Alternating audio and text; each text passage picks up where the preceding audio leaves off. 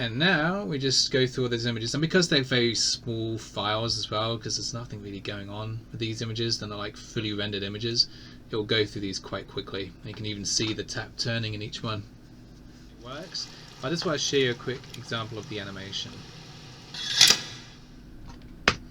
And we've got a rather crazy turning tap thing going on here, which is kind of going all over the place at the moment.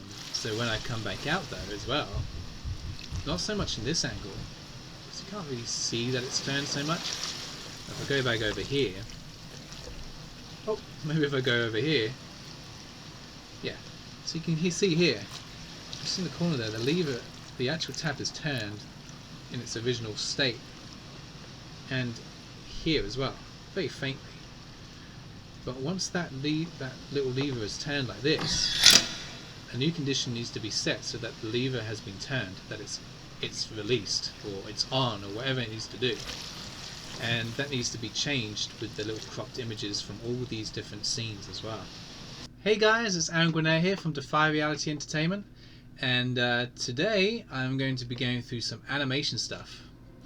So basically the basic setup of animations within the Neyyah world, and how I go from creating those in Blender and then basically animating the solid state views of those animations, bringing them into Visionaire just to see how they work, and then eventually rendering out the animations in full, beautiful path traced, shadow bound, textured beauty, just like the actual images from the game.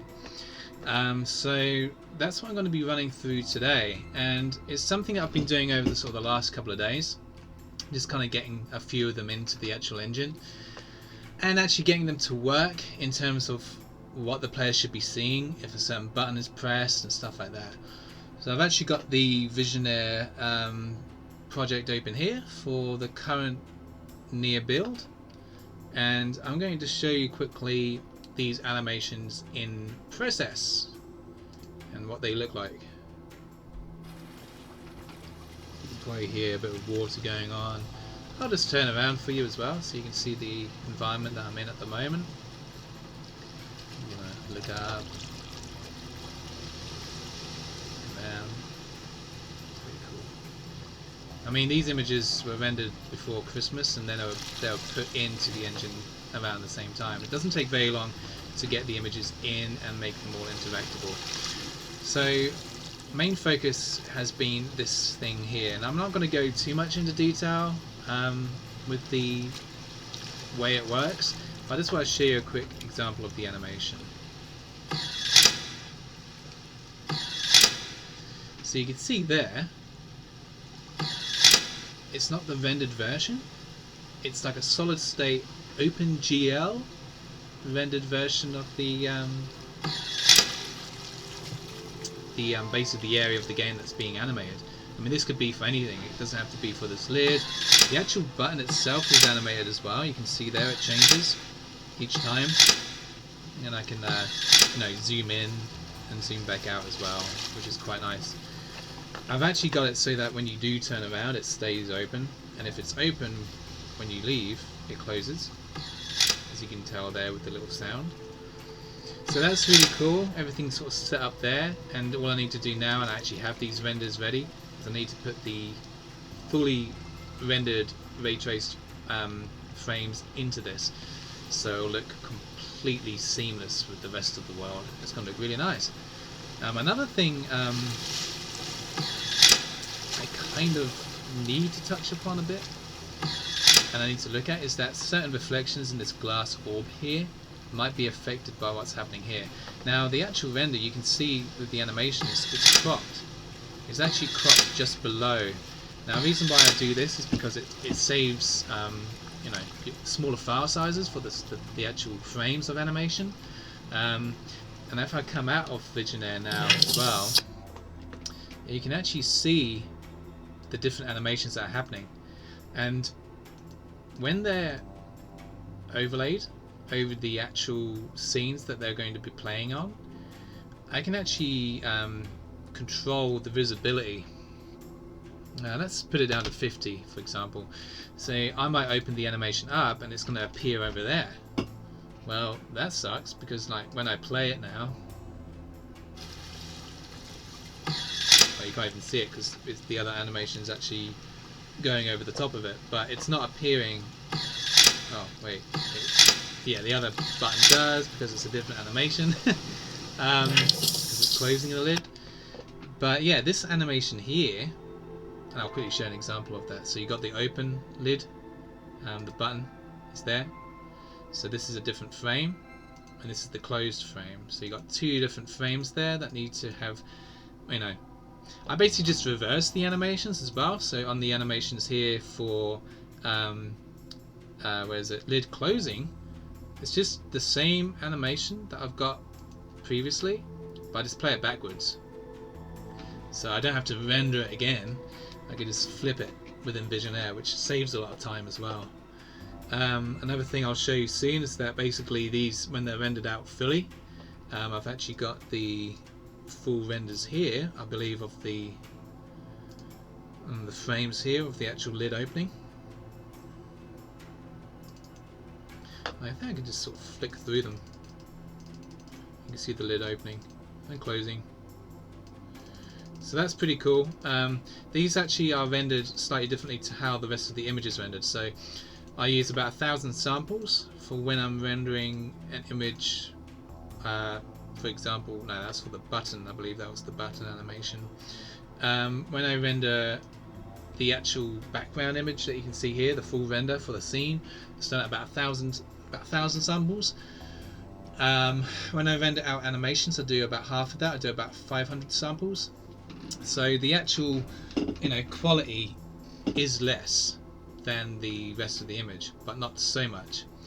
And but the fact that they're cropped as well actually reduces the file size as well. So that's really good. So yeah, I'm just going to show you what happens with this this little button here. Now that I've actually made it more transparent, it's a case of fitting it onto the scene so it matches the rest of the image. So when you're cropping an animation or an image that needs to change, you know, you can create that change. For example, when this is actually activated, this bulb here is ignited. There's a, you know, it's lit, which means anywhere within the world I see this bulb from a distance, I need a render that will show the bulb on, and it doesn't have to be the full render. It could just be a bit of that scene that's cropped, and it appears on top of the image if the condition of something is true. So say, for example, activation of something is true, then show this little cropped image, and it might be for various different things. And it's really fun actually working like that with a point-and-click game like Neyyah. And you can kind of see that happening within Mist and Riven as well. These things that where the player changes the environment around them, and you know, it can be quite finicky, because if you don't get it lined up, then it just plays and it's like on a wonk, and you know, you need it to be perfectly in a perfect match for the rest of the image. And I can just, you know, adjust that a bit more if I need to. I can put it down to like 20 and then put up to 100 or 2,000 something, 200,000 apparently percent. So yeah, 100%. I mean, on all the other things as well. So you got the lid, that matches really nicely. So yeah, it's just getting those things down as well. And then, like I said, with the fully rendered versions, they just replace the frames that I've got here. So for example, the lid opening, the animation is here, I've got all my frames here, and I just take them all out, and then I put the fully rendered versions in, and it just automatically continues. So that's really cool. So what I'm going to go through now is animating this little lever here. It's a cute little lever. I'll actually show you the full scene that it is in. So this is really cool when I'm animating certain parts of a scene. I believe this is the full set of this area, and you can see not all of it's here, some of it's missing, but most of it is here. And so I've just taken the bit that I'm going to be using for the animation, I've copied it, and I've pasted it into a new Blender file. And so I've gone down, you know, I've gone down from 68,000 verts to 5,000 and something verts. This does have an impact on the rendering, so the scenes do render quicker. What I have found with Blender though is that you can have quite a complicated scene, but if the scene in front of the camera isn't that complicated, it actually tends to render them quite fast anyway. So unlike with what they did with the Riven, is when they took, you know, big portions of the scene away, so only what was in front of the camera was rendered. That doesn't seem to apply, I don't think, so much with modern systems, or the way Blender works with cycles. It might still do. I'm still kind of experimenting with that, but most of the time, if I'm animating particularly, and there's a lot of frames that need animating, I kind of do just take a section out that is in front of the camera, just because, you know, it might have some kind of, it might make some kind of difference, and I know that this is the quickest it can render. For certain scenes where there are a lot of, you know, models in the background, I can actually cut out the cut away the modifiers of the object as well. So for example, I know a lot of my assets that I've modeled, they will have subdivider modifiers on them, which basically just makes them nice and smooth. Obviously when you're rendering, that can, you know, the render times go up. What's great with newer versions of Blender, which I use to render, I just work a lot faster in the older version of 2.79, is that there's adaptive sampling, so that, you know, certain samples in a render, they don't have to, the actual computer doesn't have to focus so much on certain areas of the image, and it can sort of bypass some of those samples, which speeds things up as well. So yeah, I mean, I've got my scene here, my little scene, my little version. I've got this, you know, all I need to do is animate this little lever, and so I'm just going to do that now for you guys, and you can see it. It's a very basic kind of setup. I don't animate loads within Blender. I mainly just model and, you know, build the sets that are going to be needed for the game. And I've done, you know, bits of animation here and there along the way, but it's not something I do all the time. So it's really cool at the moment, just kind of getting back into the animating side of things. And I'm just going to turn this lever, so I just need to make sure that it does turn the way I want it to. Yeah, brilliant stuff. Sometimes the pivot on the X, Y, and Z axis. Sometimes the pivot on the X, Y, and Z or Z axis can be a bit dodgy on some models, so you kind of have to maybe readjust it to go to the cursor where the 3D cursor is positioned, and then put the center of the object there, so then it rotates in a particular area, like maybe a door. You know, you might have a doorway, the door that obviously that you got the hinges on this side, you might want to put that center of the object there, so when it animates, it's actually turning at that point rather than in the middle of the door, and then it's just turning in on itself. So those kind of things have to be considered as well when you're animating things. I pretty much, yeah, I'll set this to 0, and we'll set this to, and I'll set this to basic location, rotation, and scale. So I can, you know, rotate, I can scale it up, and I can animate all those 3 things. So that's set now. I can just basically set this down to, I'm going to go to 10 frames. I'm basically rendering everything at the moment at about 30 frames per second, and I'm finding them to be fairly smooth. A lot smoother, I think, than the previous animations that I've been doing for the test builds, mainly because I think I was slowing them down within Visionaire itself. So you've got like you know, pauses per second. You can actually change the speed the animations run, and I don't think I had enough frames for the other particular longer animations that I was doing. That can, you know, that's just a time thing as well, but you know, certain things can be done to optimize how quickly you render You don't want to lose too much quality, but there are things you can do to kind of like speed up render times as well, even on a really fast computer. And because of the workload I've got, it's kind of fitting those render times in, especially for animations. So yeah, there's a lot of kind of things to think about there. So I'm just going to set this up. That's the first frame. So now I'm just going to this will actually turn straight to the right and straight to the left. So 10 might be a bit too much, but it might be enough. We'll see. I'm going to position now to 10 and just rotate it around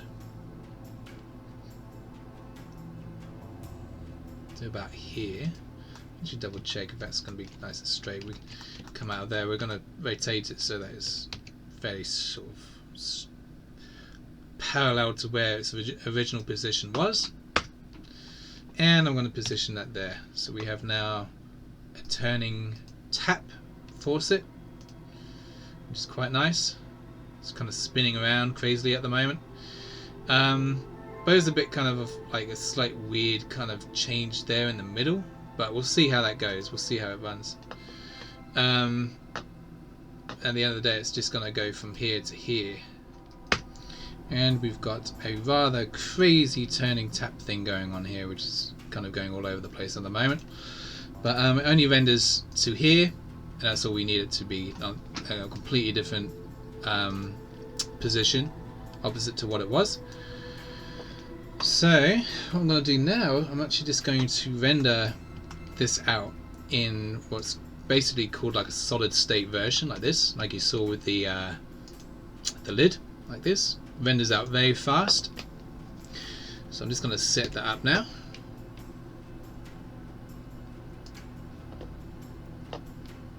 I have a lot of different folders going on today. Lots of different folders. I'm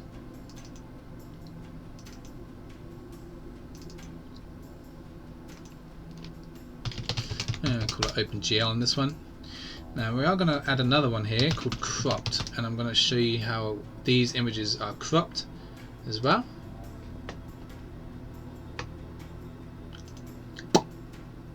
Brilliant stuff. And now I come into Photoshop. This is a texture that I'm actually working on at the moment. I'm in the middle of texturing this out, so that's quite cool. And I always get distracted with loads of different jobs I've got going on at the same time. And like over here now, I've got to set up this render here, so I've got to find some missing files, some texture files as well. I'll just quickly get that going.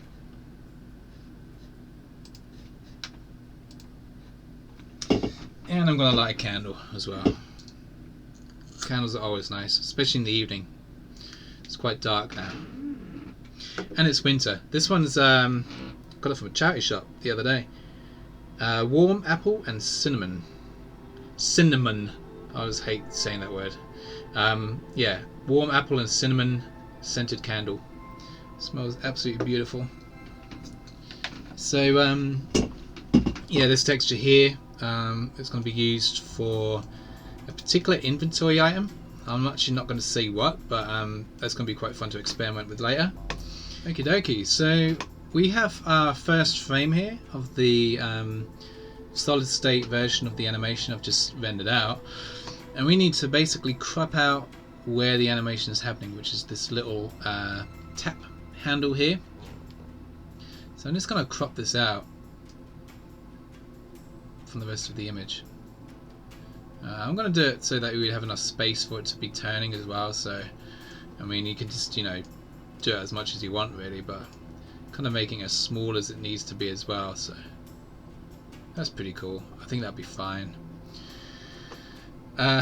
One thing I haven't done yet is set up this. So basically here I've got my action lists for the game. I can't actually do anything right now because I've got that set up. So we'll come back out of that. There you go. Undo. Lovely. Okay, so here I've got some action lists for animations that are happening. So I've got various different things that I've been working on. Mainly they're just crops. They're just going to be crops of the original image. So I can add my new one here.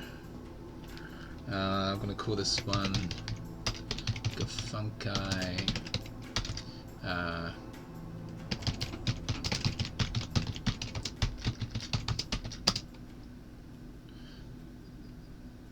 Maybe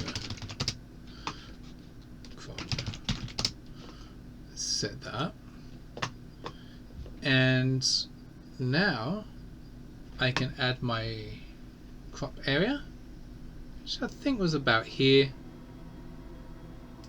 I'm just gonna make that a bit wider. Yeah, that'll be fine. Crop that. So that's cropped, and now I can press the stop there, and it will do it for all the other images.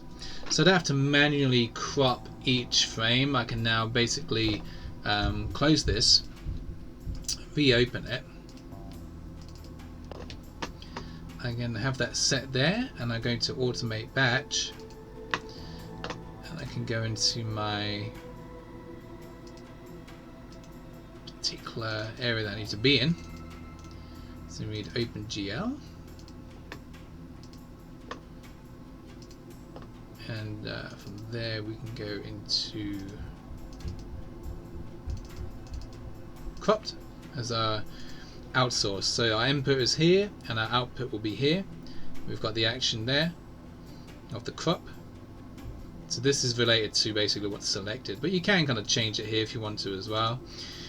And now we just go through all those images, and because they're very small files as well, because there's nothing really going on with these images, they're not like fully rendered images, it will go through these quite quickly. You can even see the tap turning in each one. Now that's done, I convert these into WebP files, and that's one of the animations there, the cropped animations I did earlier.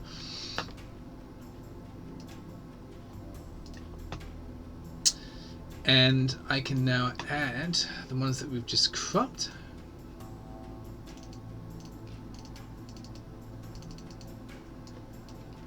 Bring them in. And our output will be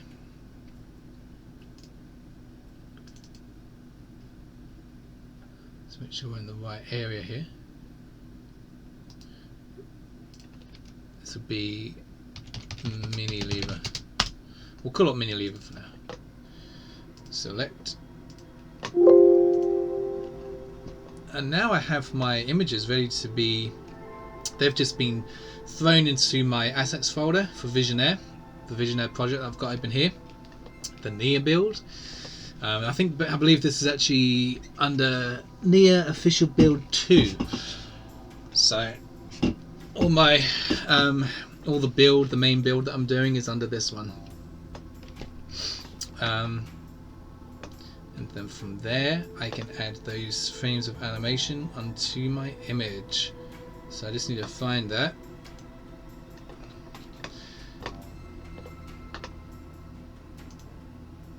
Here we go. To make this easier, actually, I'm just going to quickly copy and paste one of these animations and throw it on top. It's not visible at the moment, but now it is. Obviously it's the wrong animation, the wrong frames, so we're just going to rename this to mini lever, and we're going to keep that as it is for now. And I'm just going to delete all those frames, and then add the ones that we need. So we have mini lever. This automatically throws all of them on top.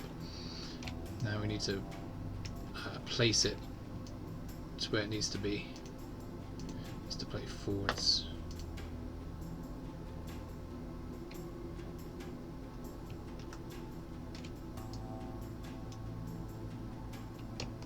I'm just going to work out what's happened there. That's better. Okay, so we go to preview. And visibility will go to about 50, so we can just see enough of everything that's going on, but we can match the crop to the actual image.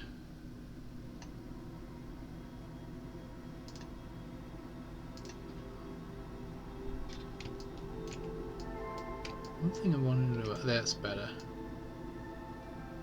I think we've got it. think we got it.